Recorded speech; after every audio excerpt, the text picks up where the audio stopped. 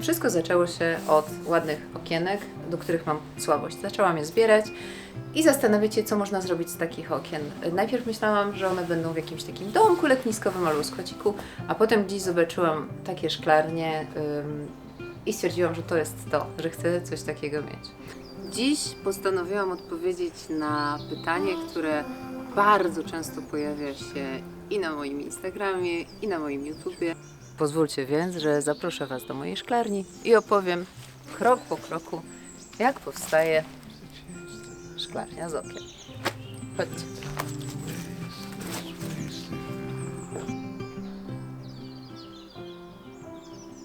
Dziś nie jest najpiękniej, w związku z tym posłużę się pewnie zdjęciami z lata i z jesieni, ale bardzo chciałam Wam opowiedzieć właśnie teraz, jak to wygląda, ponieważ mówi się, że szklarnię należy budować jesienią roku poprzedzającego, natomiast nasza szklarnia powstała na wiosnę, zakładając, że mają tutaj rosnąć pomidory, które do gruntu trafiają dopiero w drugiej połowie maja. Spokojnie, przy dobrych wiatrach i dobrej pogodzie można taką szklarnię zbudować w marcu, w kwietniu, kiedy będziecie mogli. W momencie, kiedy macie zgromadzone okna i materiały, to sama budowa może trwać powiedzmy około tygodnia, bo właściwie najdłużej czeka się na to, aż wyschnie beton, którym są zabetonowane kotwy, które mocują tą szklarnię. A cała reszta to naprawdę kilka dni roboty i macie taką wspaniałą szklarnię.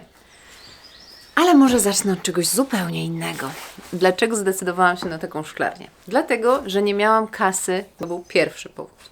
One są naprawdę drogie i nie stać mnie było na kupienie takiej szklarni, która by była tak duża, jak wydawało mi się, że chciałabym mieć. Wszystkie okna w tej szklarni są z odzysku albo zbierane na tak zwanych wystawkach, czyli kiedy zbierane są gabaryty, ludzie wystawiają po remontach okna i wtedy można sobie takie okna po prostu wziąć. Te dostaliśmy od sąsiadów. Z tyłu są okna z lat 20., które dostałam od super miłej dziewczyny z Dolnego Śląska. A część, te, które są bokami i które są tej samej wielkości, kupiłam od sąsiada ze wsi i pana, który pomagał tą szklarnię budować, chyba po 10 zł. Zależało mi na tym, żeby mieć okna w jednym rozmiarze i zaraz Wam opowiem dlaczego. Tu jest jedno z okien, które ucierpiało tej zimy, drugie się rozbiło, to akurat wypadło z zawiasów, ale dzięki temu mogę sobie tu przysiąść i opowiedzieć Wam, dlaczego zależało mi na tym, żeby mieć dużo okien tej samej wielkości. W budowie szklarni z okien, jej wielkość, jej kształt jest w pewien sposób dyktowany przez to, jakie mamy okna. W związku z tym, zbierając te okna, myślcie od razu o tym, jak z tych klocków będzie można zbudować konstrukcję. Tę szybę rozbił wiatr zimą i nie jest to żaden problem. Taką szybę wymieni Wam każdy szklarz. Co więcej, możecie ją wymienić sami, po prostu przyciąć sobie prostokąt ze szkła tej wielkości i wkleić ją na kit. Ponieważ jest to szklarnia, to nie musi być ślicznie, a jest praktycznie. Na początku wydawało mi się to zupełnie zbędne, ale pan Kazio, który budował razem z moim mężem szklarnię, nalegał, żeby zrobić porządnie i jestem mu za to naprawdę bardzo wdzięczna, ponieważ dzięki temu, kiedy jest upalne lato, ja mogę tą szklarnię dokładnie wietrzyć, ponieważ każde z tych okien, każde się otwiera. Co więcej, nie muszę latać z konewką naokoło, tylko mogę sobie otworzyć takie okno i podlać bezpośrednio pomidora, który rośnie tutaj. Super wygodne. Jeżeli byście budowali taką szklarnię, to bardzo polecam. Możecie wszystkie, a możecie przynajmniej część takich strategicznych okien zrobić na zawiasach, żeby móc je otwierać. Kiedy budujemy taką szklarnię, najpierw trzeba zgromadzić okna, pomierzyć je wszystkie i zastanowić się, jakiej wielkości szklarnię chcielibyśmy mieć. I w zależności od tego dopasowywać. Ja zaczęłam od tego, że ułożyłam sobie ścianę frontową, no bo to jest najważniejsze, jak ta szklarnia wygląda z przodu.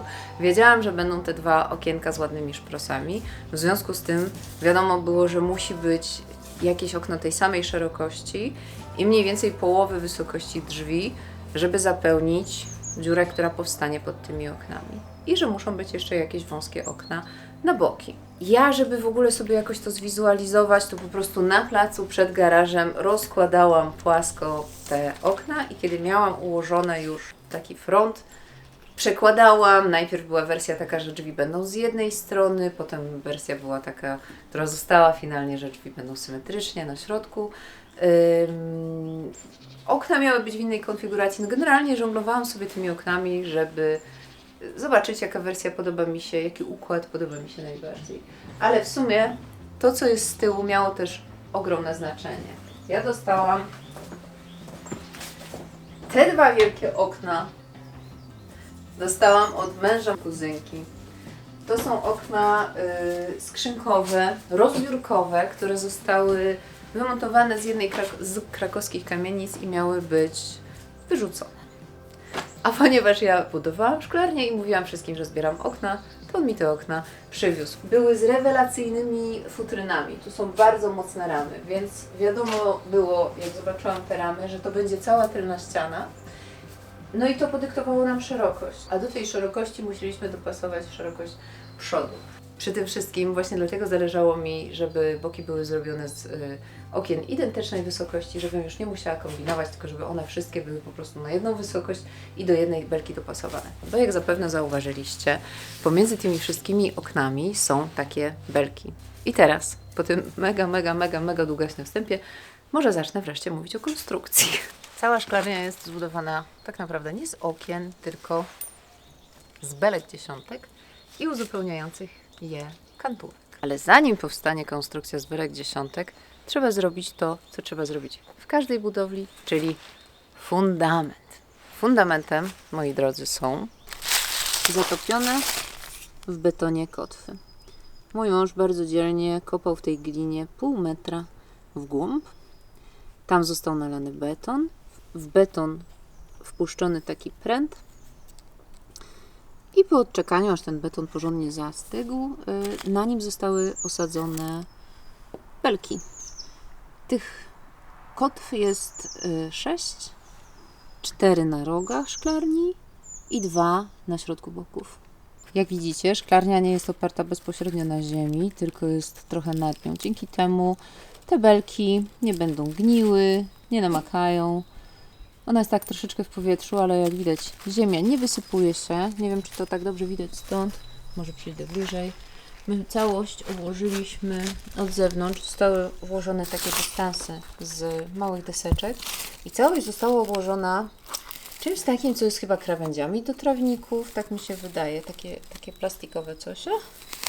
I one oddzielają ziemię w środku od tych belek, żeby one po prostu nie nabierały aż tak wilgoci. Ale jak widać, nie są tutaj dołem niczym zaimpregnowane i nic im się nie dzieje. Wokół całej szklarni zrobiony jest taki rów melioracyjny, tak to nazwijmy. Jest po prostu tu wszędzie obkopana. Tam jest wsadzony peszel, który jest przysypany żwirkiem. Tego teraz nie widać, bo jest mnóstwo liści, ale może będzie widać gdzieś z bliska. O, on tutaj ma ujście. Peszel to jest taka rura, z bliska widać, ona jest cała dziurkowana. I dzięki temu woda, która wpływa do tego peszla i pływa sobie tędy, zamiast stać wokół szklarni i powodować jakieś namakanie od spodu. No dobra, to mamy fundament, mamy przygotowane okna, mamy przygotowane belki. Jaka jest kolejność? Pamiętajcie, projektując swoją szklarnię, że pomiędzy te okna wchodzą belki dziesiątki. Więc jeżeli pomierzycie sobie, że okno ma, dajmy na to 60 cm, drugie ma 60 cm, to znaczy, że z tej strony będzie 10 i z tej strony będzie 10 i jeszcze na zewnątrz będzie 10. Więc to jest coś takiego, co należy sobie pododawać i jakoś mieć zawsze w pamięci. Na początku buduje się z belek dziesiątek prostokąt, który będzie podstawą tej naszej szklarni. Potem się montuje skrajne belki pionowe, montuje się takie skośne belki, one się chyba nazywają zastrzały. Generalnie chodzi o to, żeby nam się to nie pozawalało wszystko, to są takie skośne beleczki. Potem się montuje te, które będą u góry, czyli są górną krawędzią i bocznymi krawędziami i na tym stawia się dach. A potem uzupełnia wszystko beleczkami i montuje okna. Brzmi bardzo prosto i w gruncie rzeczy jest bardzo proste. Tu mam takie jedno specjalne okienko, które bardzo przydaje się latem. za sprawą tego podnośnika. W nim w środku jest taka rurka, w niej jest jakaś ciecz, która pod wpływem wysokiej temperatury się rozpręża, pod wpływem niskiej spręża, jak w termometrze na przykład.